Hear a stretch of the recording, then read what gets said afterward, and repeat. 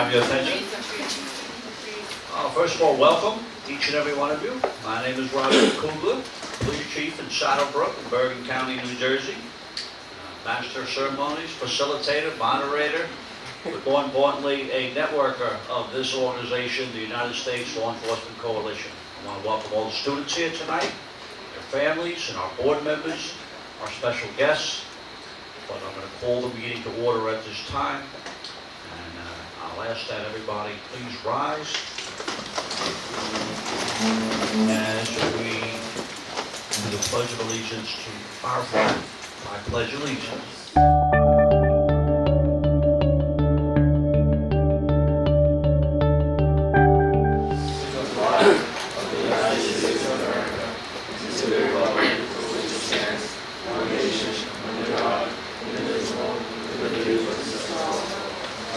Remain standing, please. At this time, do we have any pastors in the house? Any reverends? Anybody holier than me? Doesn't take much. I usually say a prayer, so if nobody wants to come forward and volunteer, I'll do it for everybody in this room. Let's bring ourselves in the presence of Almighty.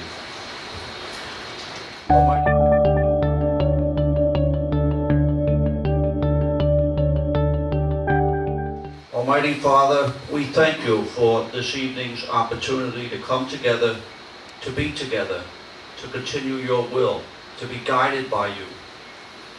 We know you give us the strength, the character, the United States Law Enforcement Coalition, our students, our parents, all of our special guests, to come together as one tonight and every night and every day as we move forward to encourage these young students and their families to better themselves, to be a part of an organization, to make a difference in their life, in their community's life, in our world.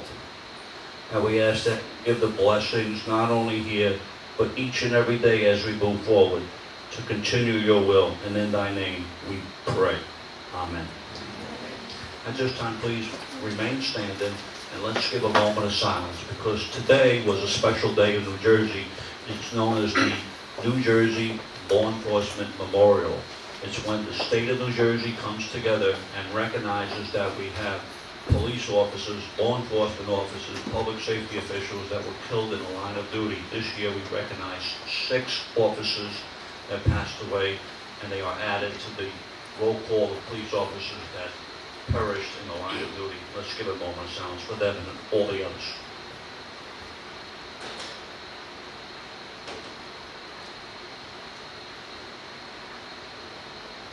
Thank you, and please be seated. Okay, for tonight's protocol, as many of you probably are aware, we are at our tables. We're chatting with our special guests or our board members or our parents or guardians, whoever we're with. And tonight we're going to continue to do what we always do, and that is come together to listen to 4 students that are going to give presentations tonight. We're going to have a great debate and discussion tonight about a topic that's important to public safety. It's important for every community, not only New Jersey, but across the United States of America and perhaps in all the different countries. We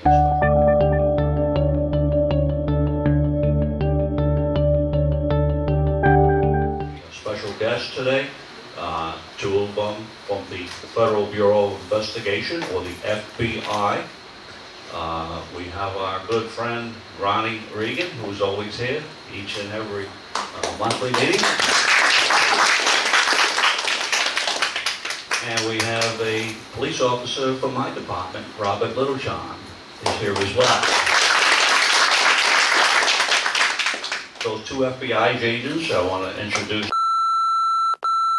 right here in front of me. And next to my officer on the second.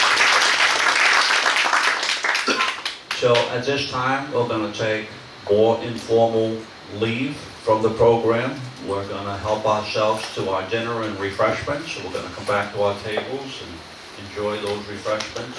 and enjoy the discussion, and we'll regroup in about 20 to 30 minutes from now. Attention, bringing everybody back to attention of our meeting. Thank you very much. The food was very delicious, by the way, so whoever picked it up and prepared it, or brought it here, or served it, or all of the above, you did a great job. Let's give them a round of applause.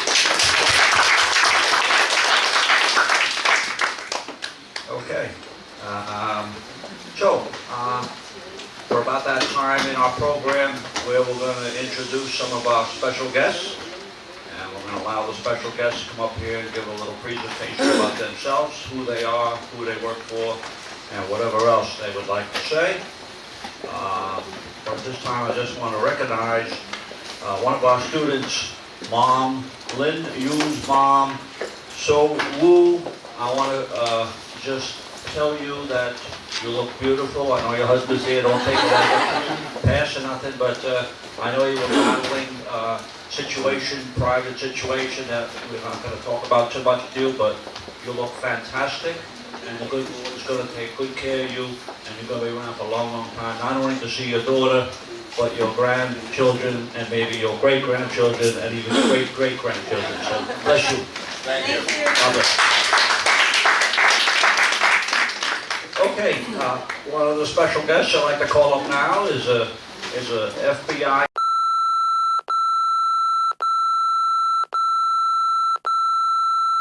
Time ago, she came to Saddlebrook and represented the FBI at an event called National Night Out. You don't know what National Night Out is, but it is a nationwide event. It has to do with crime prevention in communities, and it's always on the first Tuesday in August. Fortunate to bring to Saddlebrook, and that's how I got to meet her. She's a wonderful person, and she represents the Federal Bureau of Investigation here in New Jersey. Give a warm welcome to Supervisory Special Agent.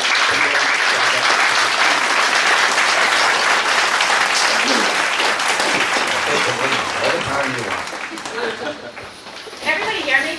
Yes. Do I have to use this? No. This is my parent voice when I'm at home, right? So I'm a 9th grader. All right, so good evening. Thank you again for having me. Has anyone ever met an FBI agent before? Okay. You have? Did you ever ask them why they became an agent or what they did before? Yeah? Okay. Take a stab. Anyone have any idea what I did before? Because we're a little unique in that this is our second career, right? You don't go to college and then become an FBI agent, right? Because we want people that have some work experience, that have work experience on top of their life experiences, right? You gotta come, we can be ready to work, organized. Anybody have any idea what I did? No? What good guess? Anyone else? I can do that. No. I did not grow up wanting to be an agent.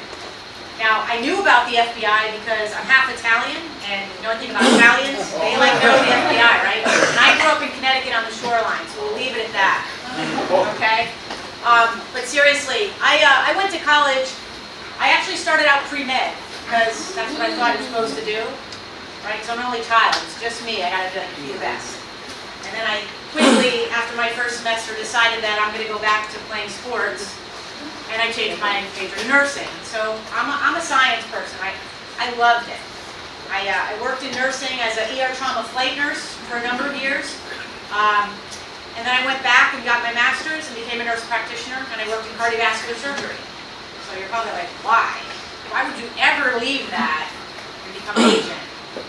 Well, I had the opportunity during my career to meet FBI agents. And one of the first agents I met was in Atlanta. I worked on the medical staff at the 1996 Olympic Games. So we did all this disaster medicine training in case something blew up, and it did. And I met a bunch of agents from the FBI bomb squad who were blowing things up so we could train. And I said, wow, that's really cool. What do you guys do? And he's like, I said, I really like forensics, because I was also doing sexual assault nursing exams in Baltimore City. I worked for the ME's office on call and responded to death scenes. And that's where I actually got to work with police a lot, and I got exposed to what police do.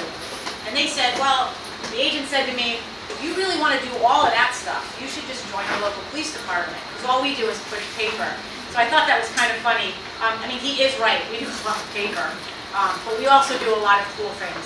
So with that, I eventually, after 3 years as a nurse practitioner, I met another agent who worked in Washington and convinced me that, like, you should do this. Because to me, it was like the perfect combination. I had all this healthcare, all this forensics, so now I'll just apply it to law. So I have to say, most of the stuff I did in my first career, I don't really do that now. But what I will tell you is that there is not a day that I don't ever want to go to work. And I don't know that everyone can say that. And if some of you in this room can say that, I'm very happy for you. But I loved my previous career. It was important what I did. I worked with a team, right? And I impacted people's lives every day. People came in, they were sick, they were in crisis, all of those things. But I do that very much in this job now. There's those that are impacted for better and for worse.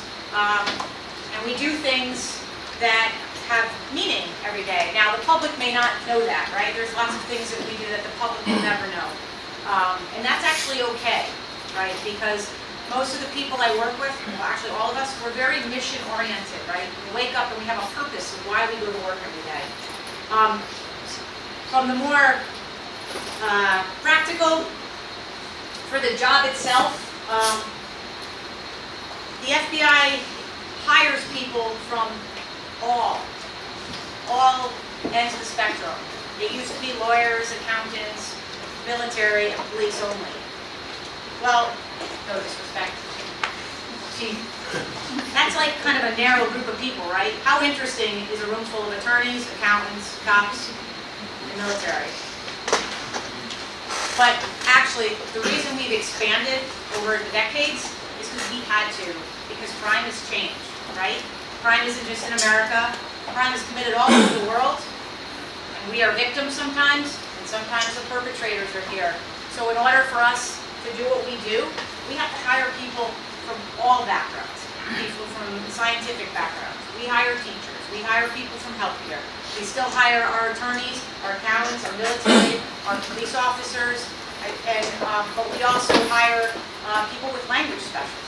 Okay, that's really important, because you know what? There's lots of places here I can't talk to people. I mean, I can talk to them, but they really don't want to talk to me, right? So we have to have different types of people that can connect with other people. Otherwise, we're never going to be able to impact cases and communities. The other thing is, in the FBI, your primary job, you're an investigator, right? You get cases, and you work your case till the end. In this day and age, and I can say this honestly, I have never worked a case, and I worked a lot of organized crime. I've never worked a case without another agency, whether it was a local agency, a state agency, or another federal agency, because that's just how complicated things are now, right? But for me, it also makes it more fun, because think about how powerful we are, not just what we have available to us, but working with everybody else around us. The other thing is too, and I tell you that I love this job, it's never a bad day to go to work. If you spend 5 years working gangs and you're tired of that and you want to do something else, you can go work another type of violation. Maybe in 10, 12 years, you're kind of tired, you've arrested too many people, maybe you want to be a boss, do that. Maybe you have a specialty interest or something from your previous career that you can contribute. We have evidence response teams. We have crisis negotiators. We have SWAT. We have firearms instructors. And I can go on and on and on. We have all these subspecialties that you can contribute to. So I'm going to leave you with that because I don't want to take my colleagues' time and the other guests. But I'll be here, and when you have a moment, if you have questions, by all means, ask. Thank you.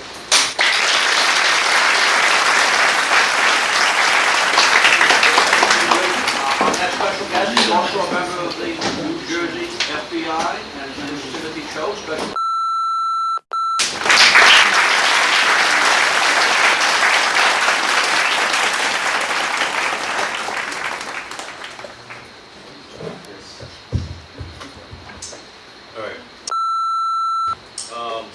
I don't have as much to say as I'm just going to run down basically the path I took to get to where I'm at right now. I'm Korean, like most of you guys in the room, and I grew up in this area. I grew up in Long Island, actually, and just like any other Asian kid who goes to college, they have to be pre-med, so I was pre-med like everybody else. And my mom's like, all right, well, you got to be either a doctor, a lawyer, or an engineer, because that's the only jobs that are okay for Korean people. So I was like, all right, I'm going to make some money, and I'll be an engineer then, because halfway through college, I'm like, I'm not good at this biology, physics stuff, so that's why I started studying engineering. So I graduated with a degree in industrial engineering in Chicago, and while I was in Chicago also, I was also doing a lot of computer stuff too. Started off the first 2 years computer science, so I got that background, and then I went into doing industrial engineering because it felt a little more practical than just sitting in front of a computer and just coding all day. So that's why I went into that. After college, I went through a little bit of soul searching. I moved out to California, to LA for a couple years. Just kind of flipped a coin, and I'm like, you know what, it's either going to be LA or San Fran. I've never been to California in my life, and I wanted to check it out. So I went out there, worked all sorts of jobs out there, a lot of tech-related jobs for about 3 years. I taught some classes in computers out there, some basic IT, because I had a tech support background from college, for the business school over there, and it was my interest. I like tech a lot. I'm a tech enthusiast. So after 3 years, my mom was like, all right, well, you got to do something with your life now, because you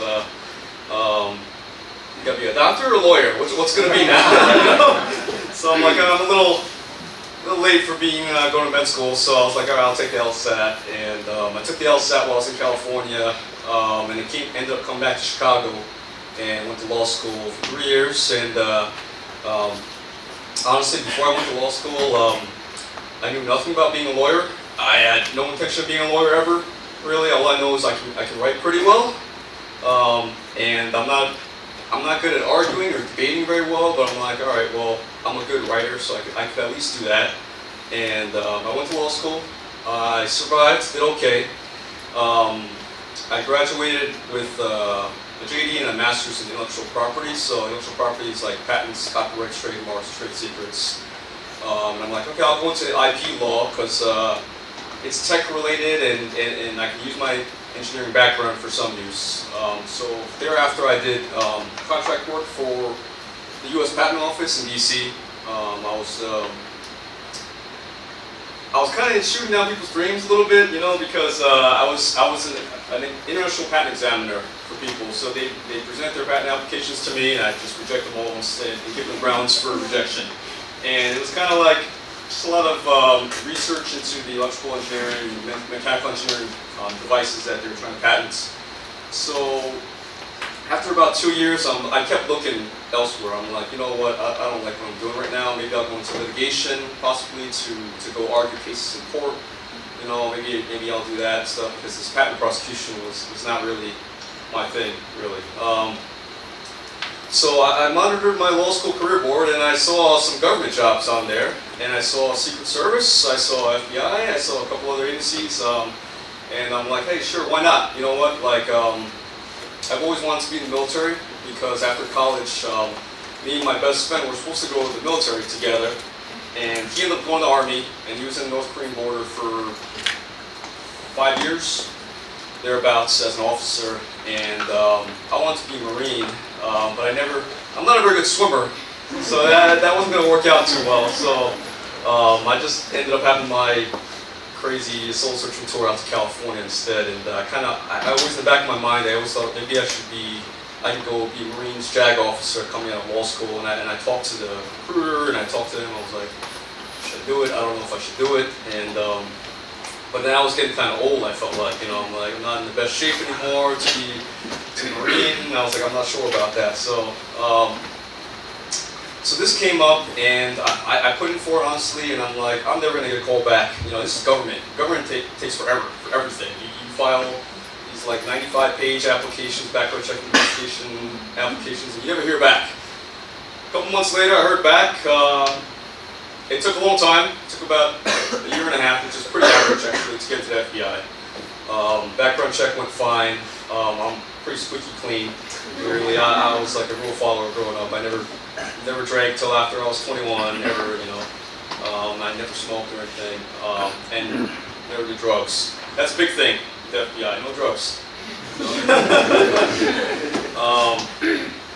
I really, what I was looking for really when I was looking into the government was, or the military in general, was like purpose in my life really I really want to serve this country because you know, my parents were immigrated here a long time ago, and honestly, like, I was very thankful to this country for all the opportunities I had here. And that's why I wanted to basically give back to this country in some way, like shape or form, like whether it's through the military, whether through law enforcement, somehow. I don't want to be like just making money for a big corporation somewhere. So that's why I really want to have purpose in my life and my career. So that's why, yeah, basically this is why me and my best friend wanted to go into this in the first place, into military and law enforcement. So thereafter I went through the process, took a year and a half, went through the academy. It was fun only in hindsight, really. Now you look back on it and it was good times back then. I was originally slated to be a cyber guy when I first got hired on. We had something called career paths back then. And I was like supposed to be the cyber nerd guy, working with like hackers and malware and everything. But they put me here in New Jersey and they're going to work drugs and gangs. So I was like, all right, you know, brilliant, because I mean that's what we're trained for at the academy anyway, and you're ready for anything. It doesn't matter whether it's cyber, whether it's CT, whether it's a criminal. It doesn't matter. You're going to work it, you know, whether you're background or not. And I'm so glad I got to do that, because I mean that year and a half I was there, it was like the best time ever. We were like a fraternity, we were brothers, so we did everything together. We broke bread together, we played basketball, flag football, hockey in the morning, 6 in the morning together. We did everything together, late nights, and it was just like, it was a brotherhood, and I loved it. And the work was awesome. When you come into the bureau, we have something called training agents, where you're basically mentored by somebody, and I got mentored by a guy who like basically gave me the reins to his drug cases, and he's like, run these guys, you know, jewel drug buys, you know, wire these guys up, and you know, get as much, you know, cocaine, heroin off the streets as possible, and it was awesome. It was so fun. And meanwhile, the guy was he was off getting trained in Spanish, because he's a white guy from Alabama, and he doesn't speak any Spanish at all, but he wanted to get trained up in it. And that's the great thing about the bureau, was that they gave us like free training if you really wanted it, whether it's Spanish or Kim was trained in Russian, to speak Russian, and it's a great opportunity to whatever violation you're working, if you can learn those language skills. So he went off for like 6 months to go learn Spanish while I was running his drug cases and running all the sources and running, you know, doing drug buys and drug rips, and it was a great time. After a year and a half, they're like, okay, well, you're going to go work national security now, because we had you coming in as cyber, and you're a cyber nerd, so that's what you should be doing, you know. So I wasn't too happy about that initially, you know, because I was like, hey, I'm just getting used to my brothers here, you know, like these guys, we live and we die together, basically. It's been great. I've been working national security for the last 8 years or so, and it's, I can't really talk too much about it, really, about what we do, but a lot of stuff you see in the news. It's not just terrorism stuff, it's also like the whole, you know, election meddling stuff, the Russia-China stuff. It's in the news, and it's a lot more spooky. It's a lot more. I can't really tell you guys about it. I can't tell my wife. I can't tell anybody, you know, at all. Like, it's kind of hush hush. But it's a lot of fun every day. You know, it's a lot more brainy now. I think our techniques are a lot less. Like kicking down doors. We don't do that quite as much anymore. I wish we could do that a little more often, but my wife kind of put the kibosh on that a couple years ago when I was going out for SWAT. I was going to go out for SWAT team, and then she's like, "No, you're not doing that." You know, so yeah. So I have some collateral duties where I get to go out and do fun stuff. You know, just not in SWAT. But if you guys have any other questions, about what I do right now, I'm not the casework, but on a day-to-day basis, or like my collateral duties or whatever, you can ask me afterwards. I'm sure a lot of you guys are probably in the same shoes as I was, thinking you're going to be pre-med or be a CEO one day or something, or be like a big-time lawyer one day. But honestly, like, this is my dream job, and I feel very, very fortunate, very, very blessed. Every single day I come to work, and I'm like, man, I have the best job ever. And they kick you out and tell you to get retired at age 57, but I might stay to 57. I don't know. I'm not really itching to get out. Really, I'm about halfway through.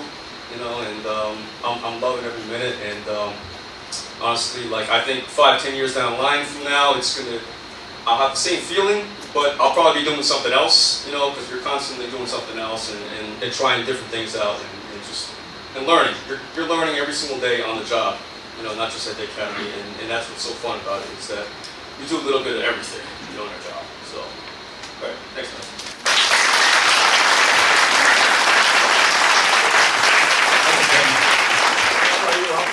To understand their culture, and to celebrate with them. And their boss, the SAC of the FBI, was there, special agent in charge, as well as a lot of other officials from the state. And if you watch the room of about 200 people, you will see what networking is. You will see people working the crowd, getting their business card. Today I probably got about 30 emails myself from people that have taken my card.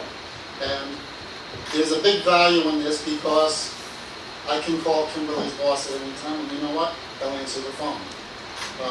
I can ask for a favor, and they'll try to help me. As well as most of the other people. So in life, as I said before, you need your little Rolodex of life, of people in it, in various areas. And it doesn't only have to be in law enforcement, it can be in the corporate world, it can be in the medical field. You're a nurse and a PA. One of my friends is Dr. Oz, and Nana Oz from TV. And my oldest brother was diagnosed with cancer, and immediately we were all shocked. Through networking, a phone call to him. My brother was in Columbia University Medical Center the next day, seen by the head of nephrology. So it's networking. And it's an important part of life. So even though you're young, as well as your parents are young, everyone's younger. That's the subject a little bit. My godson, who was Korean, says, everywhere I go, I look around, I'm the only Asian in the room. And now he has me looking in the room, and I'm the oldest person in the room. So it's hard. And when I came here tonight, people were thanking me again for coming, and I have to change this and say thank you, because I feel really blessed to be able to know the students here and their parents and the organization, because you give me so much. I'm a little biased too. My table is going to kick butt tonight in their speeches. We went through it, they're great. And I'm blessed to hear the stories from the other two guests. Kim, you blew me away. What a great story. And to change careers so drastically is great. And I was talking about my table, they're from the FBI. And I was saying, you know what, they're human. They get dressed like we do. And my daughter's CIA, and you know what, she's still a little whatever, and she's human. And I've met people that work for her agency, and they're human. And you have the opportunity that most people don't. Tonight, before they leave, you have the opportunity of talking with them, meeting with them, getting to know them, getting the contacts and the networks in your life. And this is a great experience for all of you. I hope you're all taking advantage of it. I'm looking forward to the debate. My speech isn't as long as theirs, because you've already heard me too many times. And well, thank you for having me.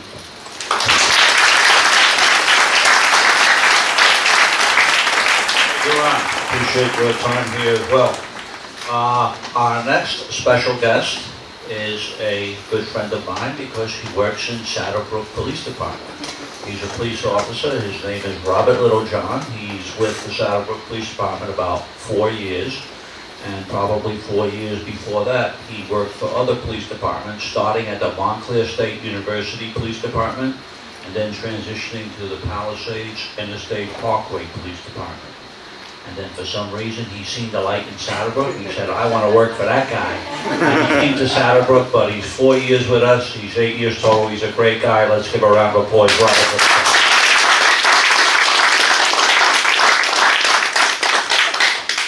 Robert was about twice the size of what he is. He lost a grand total of, I don't know how many pounds, but maybe talk about your water you're drinking. He brought in like a gallon of alkaloid water or something like that, but it must be good for you.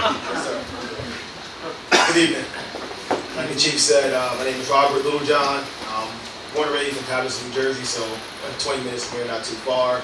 The oldest of my mother and father kids. I have a younger brother who was a New Jersey State Trooper. Now he's a detective with Bergen County Prosecutor's Office. I have a younger sister who does here. A little bit about myself. So I grew up in Patterson. I went to Panther Academy, which is a Patterson and NASA together for high expectations and results. It's a science and math technology high school. I was part of the first graduating class. Played high school sports, football, basketball, threw shot put and discus. I also was kind of there. I was captain of the chess team, and I was on the robotics team. So that was my high school career. I got accepted to William Patterson University on a full academic scholarship. While at William Patterson, I studied business management and professional sales. I have 2 bachelors in business. Graduated from William Patterson. While we were in college, my younger brother, who was engaged at the time, got his fiancée pregnant. He opted and said, you know what, he has a degree in criminal justice and computer science. He was the nerd out of the 2 of us. I graduated high school with a 3.89 GPA. He graduated with 4.14. He opted and said, you know what, I got a kid on the way. My father retired law enforcement. He retired from the State County Sheriff's Department. My brother said, you know what, Daddy was able to do it for us. My uncle's retired Patterson cop. My uncle was able to do it for his family. Let me look into law enforcement. So my brother went to the state police. I said, you know what, we're only 13 months apart. I'm looking into it too. Got to the background check, everything going. They told me I had to be able to swim. Kid in Patterson, there's lots of pools in Patterson. Didn't know how to swim. So I said, you know what, I don't need this right now. You go and do the state police thing. He did it. A year later, after graduating from college, I was offered a job with Wells Fargo Financial, being a credit manager. It was great. I was 22, going on 23 years old, making $60,000 a year. No kids, no mortgage, no nothing. I was on top of the world. A couple months later, found out I had a kid on the way. At that point, let me think about what I know. While I was in college, I was a bouncer. So I was, like the chief said, when I was in college, I ranged from about 280 to 315 pounds. So I was a bigger guy. So I was bouncing. So I kind of like the authority part of it. Law enforcement was my family. I said, you know, let me try this whole cop thing that I was here to to me. My father, again, retired from State County Sheriff's Department. Like previous speaker said, networking is key. My father retired from there. He knew the current under-sheriff. She was a warden when he worked there. They were starting the academy class in 6 weeks. My background wasn't done. My application wasn't done. At that time, I was 292 pounds. I go to the doctor. The doctor says, listen, your EKG comes back good. Your health seems like you're in good shape. However, if you're a big guy, I don't think you're going to pass the academy.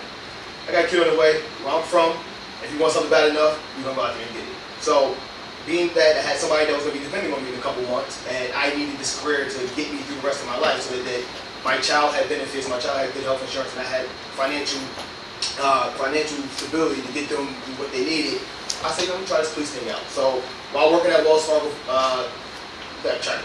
Financial, shortly prior to that merger with Wachovia Bank, that was another part of my fear of trying to figure out something a little bit more stable because I didn't want to be in a profession where one company could take over another and I would lose my job. Again, I was making $64,000, 23 years old when Wells Fargo merged with Wachovia. My pay dropped from 64 to 48, and they tell you to make your money back with commission. I don't want to live the rest of my life like that. I want my pay to be my pay. So when my annual day come up, I know what my money is, and I don't have to bet on nobody else. I don't have to worry about my performance objectives, none of that stuff. So while I was working at Wells Fargo, I went to the police academy. I was originally hired by the State County Sheriff's Department as a Class 2 officer, as a deputy sheriff. 4 months into that academy, Montclair State University was hiring. So let me try this out. become a full-time cop, because as a class 2, you're a volunteer, so you work as needed, and it wasn't no pay behind it. Like, we're not looking at game where you get paid to, to show up to do things. We actually you had to do X amount of hours a month, and that was that. So I said, let me try this cop thing. I didn't really want to be a cop on a college campus for too long, because it's a college campus. My mind, thinking police, 23, 24 years old, running and gunning, chasing bad guys. On a college campus, how much that you think you're going to do?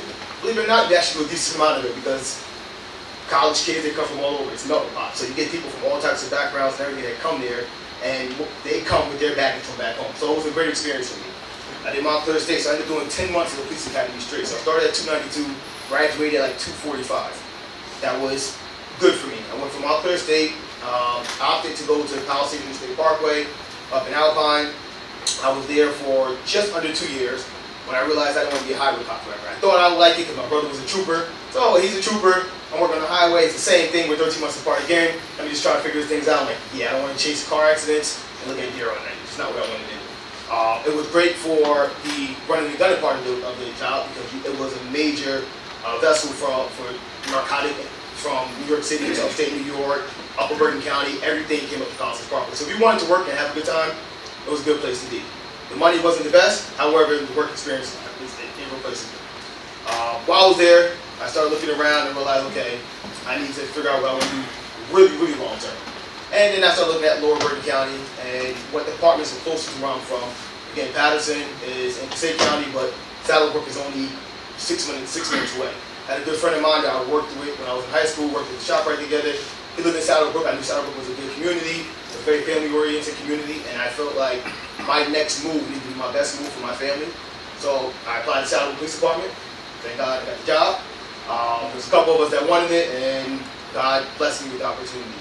Now I've been in Saddlebrook, got there in October of 14, so I'm going on 5 years in Saddlebrook. Again, I did 2 years, just under 2 years in the Palisades Parkway and 1 in Montclair State.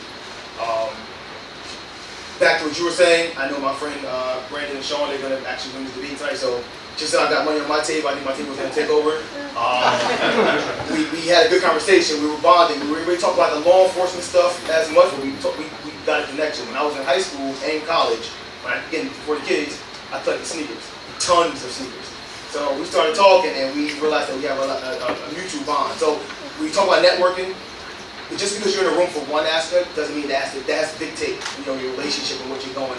You believe it's like, hey, I just found out the, infrared phones are going to drop, and can you help me get them? And it's about establishing relationships. So relationships is really big in life, period. So it may not be professional related, but it could be very personal. It could be so many different aspects of it. So I'm actually longer than what I thought it was going to be. I will, just encourage you all to, every time you're in a room with somebody, try to take something from it, because that opportunity happens for a reason. I'm here. I thank Chief, I thank Daniel for inviting me. I didn't know this was going to happen. And I'm happy for the opportunity, and I'm happy that I met new people, and look forward to working with you guys in the future.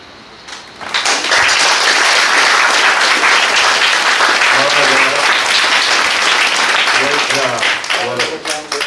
Great officer as well, with a lot of passion to serve his community and his profession. We're glad to have him. At this time, I think I'll introduce our board member, Sung Cho, the Youth Committee Division head here, who will lead us in a great presentation with the students and everybody that's here today on a topic that's very important to not only each and every community that we live in, but our society as a whole. And it has to do with the legalization of marijuana for recreational purposes of those that are 21 years of age or older. That's somewhere on the radar and somewhere out there in New Jersey. Tom?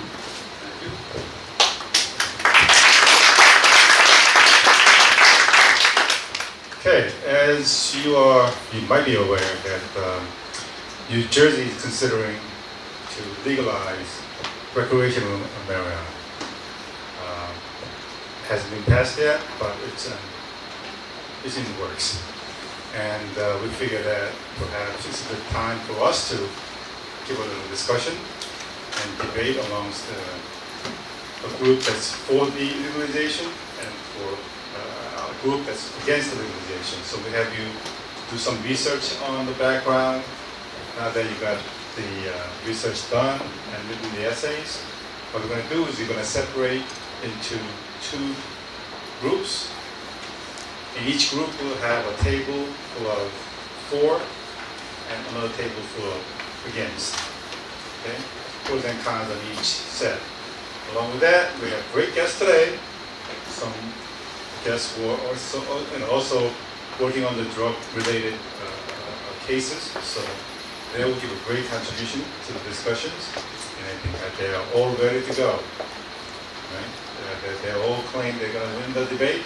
Let's see how it goes. So, the presenters, I'd like you to present, in a short version, present your case in your table to your debaters. Okay? Each presenter will basically summarize your points, and upon summary, then we will open the table amongst the two groups to talk about it among yourselves. Okay? At the end, the presenters will come up, summarize their presentation and what they also found during the debate. So basically, summarize the debate at the same time. Okay?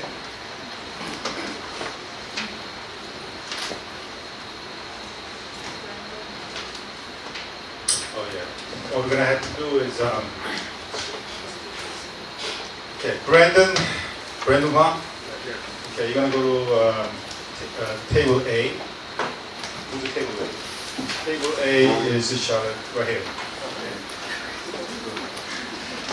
And from table A, Len Yun, we'll go to table C. So these two tables are against legalization of marijuana. Then we have two tables on this side that are for legalization of recreational marijuana. So basically,